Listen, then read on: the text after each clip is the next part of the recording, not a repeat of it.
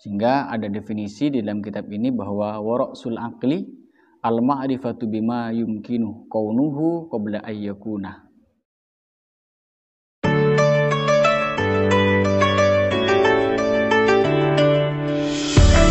Assalamualaikum warahmatullahi wabarakatuh. Bismillahirrahmanirrahim. Hamdan wa syukran lillah wa salatu wassalamu ala Muhammad ibn Abdillah wa ala alihi wa sahbihi wa man tabi'a sunnatahu wa jama'atah min yaumina hadza ila yaumin nahdah. Bismillahirrahmanirrahim. Ada kitab yang sangat menarik yang kita kenal dengan Rawdatul Unqula wa Nazhatul Fudala yang ditulis oleh Al-Imam Ibnu Hibban. Al-Hafidh Abi Hatim Muhammad bin Hibban yang wafat pada tahun 354. Kenapa kitab ini harus kita miliki dan kita harus mempunyai kitab ini sebagai pedoman di dalam pesantren? Karena kitab ini mengajari kita untuk menjadi orang yang cerdas meskipun kita tidak pintar. Artinya tidak banyak stok ilmu atau argumentasi di dalam kepala kita, tetapi kita mampu menjadi orang yang cerdas. Sehingga saya memberikan sebuah pengantar dalam membahas kitab ini, dalam mereview kitab ini. Al-Imam Ibnu Hibban seakan menjelaskan kepada kita kalau untuk menjadi cerdas itu sebenarnya tidak harus pintar, tidak harus banyak ilmu yang kita hafalkan. Karena beliau memberikan semacam alat atau semacam kaidah di dalam kitab ini agar supaya kita menjadi orang yang benar-benar cerdas dan bijak.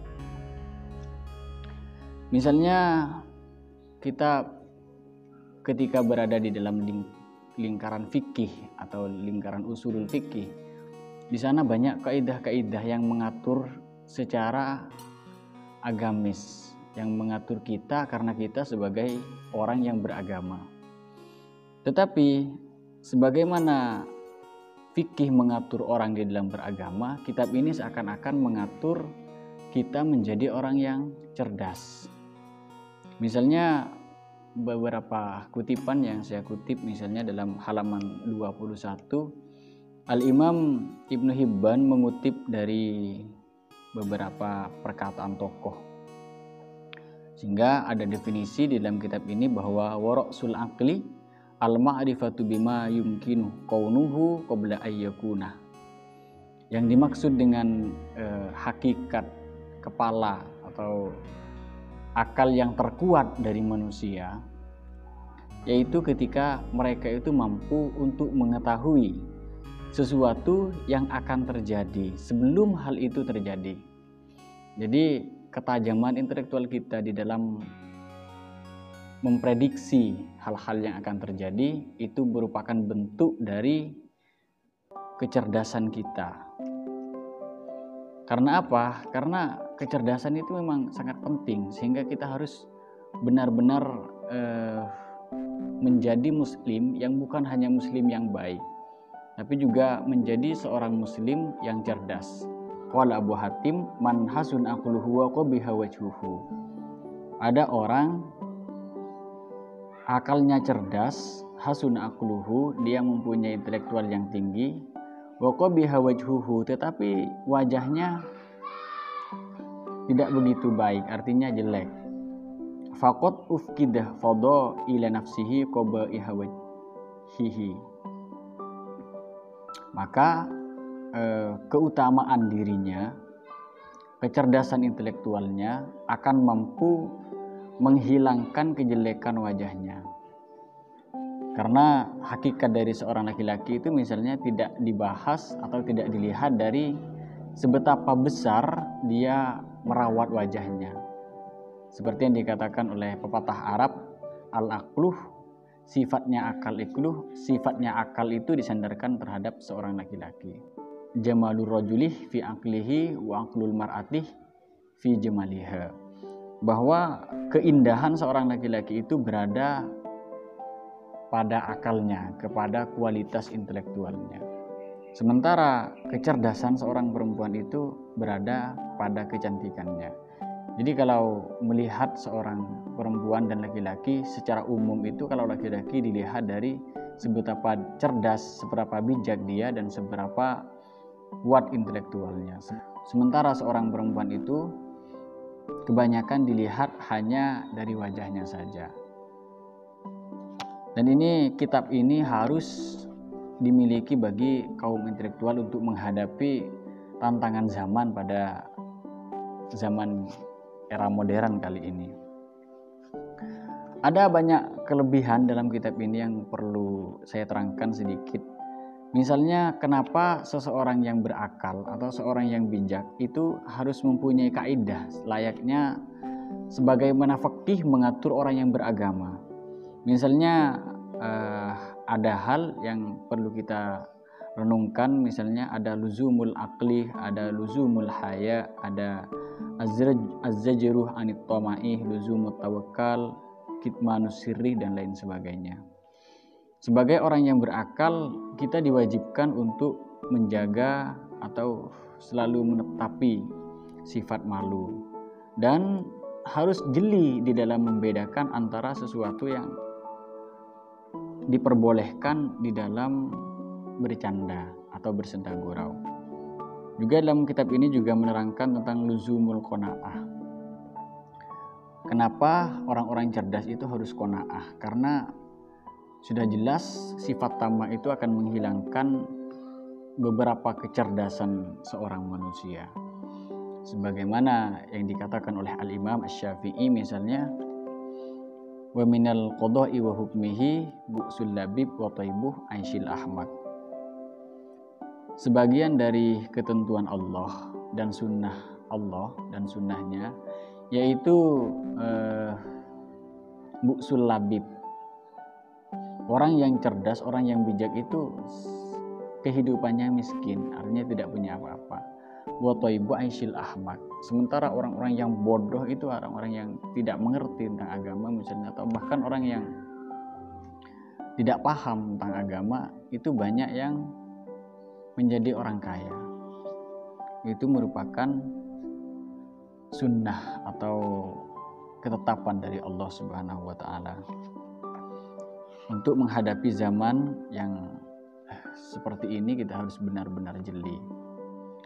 Makanya kitab ini saya rekomendasikan teman-teman santri di pondok pesantren, terutama di pondok pesantren besar, itu harus mempunyai kitab Rawdatul Uqala ini.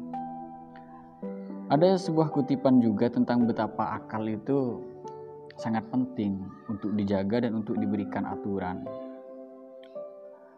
Ada sebuah syair di sini yang dikutip oleh Al-Imam Ibnu Hibban. Yu'ti uyubul mar'ih kasrata malihi wa suddiqa fi ma qala wa huwa kadzubun. Orang-orang yang mempunyai aib terkadang itu akan tertutupi aibnya karena dia banyak hartanya. Wa suddiqa fi ma qala, dan perkataannya itu sering dibenarkan oleh orang lain. Wa huwa kadzubun, sementara dia berada dalam keadaan berbohong. Karena memang di zaman yang seperti ini, untuk menentang kedoliman atau kebohongan dari orang lain yang berharta atau yang bertahta itu memang sulit. Kalau kita berani jujur di depan orang yang lebih kuat atau orang yang lebih banyak hartanya, lebih punya potensi di masyarakat ataupun di negara, maka itu termasuk orang yang memang benar-benar cerdas, benar-benar orang-orang yang bijak. Wa yuzri bi aqlil mar'ih qillatu malihi yuhammikuhul aqwamu wa huwa labibun. Dan orang-orang yang berakal, orang-orang yang bijak itu akan tetap dikatakan hina karena dia mempunyai harta yang sedikit, dan bahkan dia dianggap sebagai orang yang bodoh, orang yang awam, sementara dia adalah orang yang bijak. Sehingga benar keadaan pada zaman ini, kalau kita memang dibutuhkan harta untuk mencapai segala sesuatu, bukan hanya kecerdasan. Sehingga kitab ini memang sangat-sangat direkomendasikan bagi teman-teman adik-adik santri ataupun teman-teman yang ada di rumah untuk mempunyai kitab ini. Saya tidak punya keinginan untuk membahas hal ini lebih lanjut karena tujuan saya hanya untuk merekomendasikan atau untuk mereview beberapa hal-hal penting yang ada dalam kitab ini.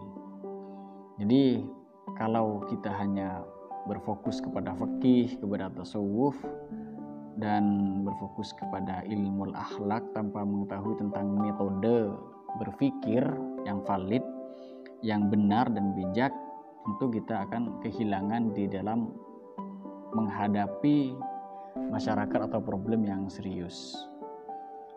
Kitab ini sebenarnya bukan aturan cara berpikir secara nalar kritis atau nalar yang valid seperti silogismenya Aristoteles misalnya, atau tidak harus berpikir secara logik yang disandarkan kepada akal, tapi disandarkan terhadap pengalaman dan nas-nas di dalam Al-Quran.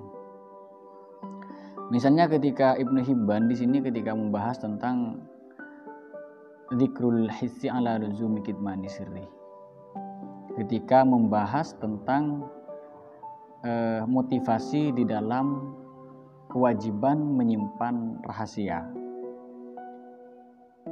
beliau mengutip sabda Rasulullah SAW, ista'inu ala hawaiji, ista'inu alal hawaiji bikitmani sirri fa inna likulli ni'matin hasidan.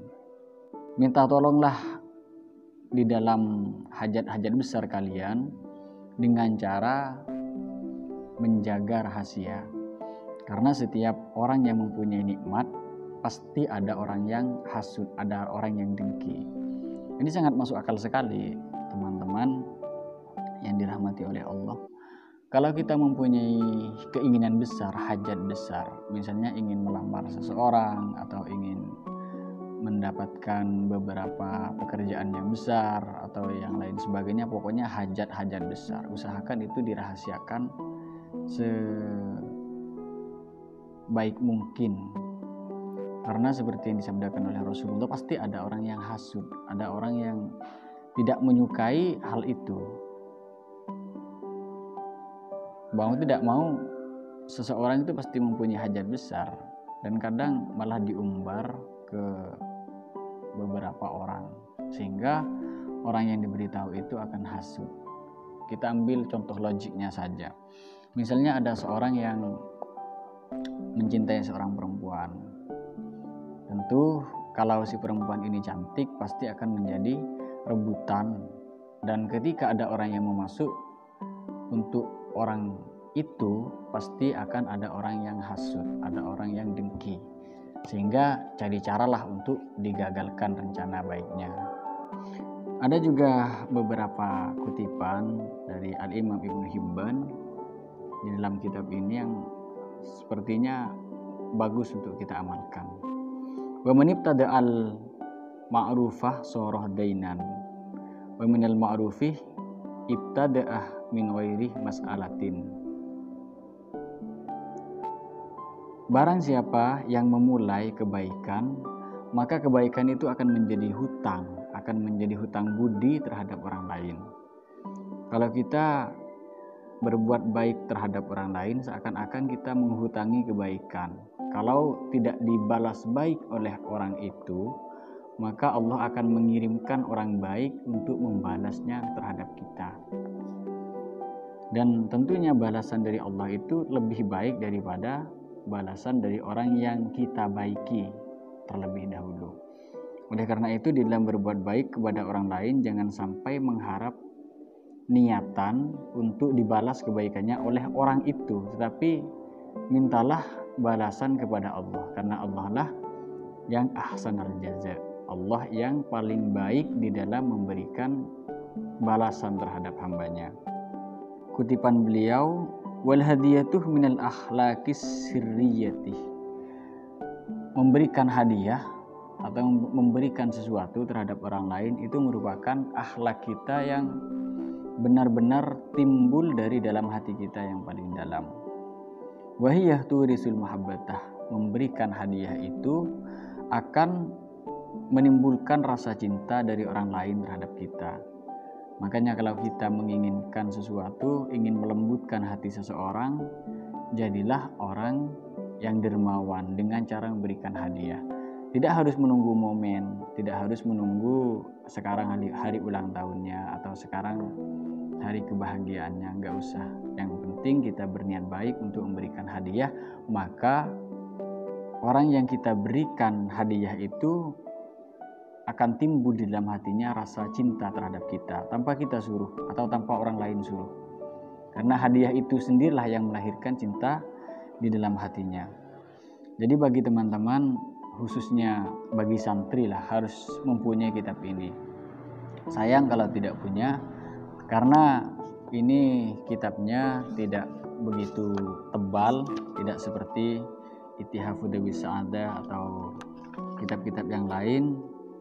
Ini halamannya cuma 220, sehingga dengan ini kita bisa berbaur dengan masyarakat, entah itu di ranah yang paling awam, misalnya di ranah masyarakat yang tidak mengerti agama, atau di ranah masyarakat di teman-teman kampus, atau di bahkan ketika bermuasyarah dengan orang-orang munafik atau orang-orang yang tidak suka terhadap kita. Karena begitu banyak ragam warna kehidupan yang dibahas oleh Al-Imam Ibnu Hibban di dalam kitab ini. Jadi semoga kita mendapatkan barokahnya Raudatul Unqala dan bisa merealisasikan untuk membeli atau membaca kitab ini, sehingga kita bisa menjadi santri yang benar-benar cerdas dalam menghadapi kehidupan. Akhirul kalam, semoga bermanfaat. Wassalamualaikum warahmatullahi wabarakatuh.